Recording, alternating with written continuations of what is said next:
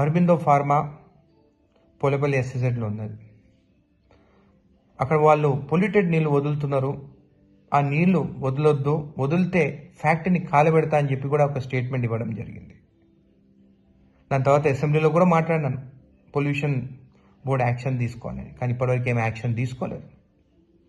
ఏమో pollution board వాళ్ళిద్దరు ఒకటైనరో, రైతుల గురించి పట్టించుకోరో అర్థమవుతలేదు. ఒక ఎమ్మెల్యేగా నా నియోజకవర్గంలో రైతులకి అన్యాయం జరిగితే ఊరుకునేది లేదని చెప్పి కూడా నేను ఎన్నోసార్లు చెప్పినాను. ఇంకా ఓపిక లేదు నాకు. ఇంకా పొల్యూషన్ బోర్డులో కంప్లైంట్ ఇచ్చుకుంటా, స్టేట్మెంట్ ఇచ్చుకుంటా, ఇంకా నాకు ఓపిక లేదు. ఒక్కరోజు టైం ఇస్తున్నా పొల్యూషన్ బోర్డులకి. ఇప్పుడు వీడియోలు కూడా మీకు పంపిస్తాను, నీళ్ళు ఎట్లా వదులుతున్నారో. యాక్షన్ తీసుకోకుంటే సండే నాడు 11ంటికి నేనే అరబిందో ఫ్యాక్టరీ ముందుకు పోయి ఇంకా ఫ్యాక్టరీని కాలబెడతాను.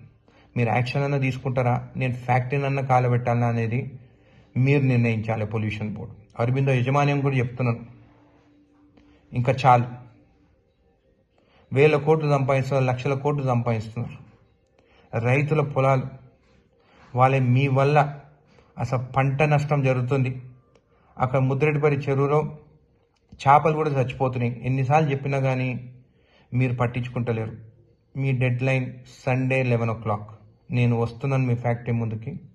మీరు ఈ ఒక్కరోజు లోపల సరిదిద్దుకుంటే మంచిది, లేకుంటే కాలబెట్టేది మాత్రం గ్యారెంటీ.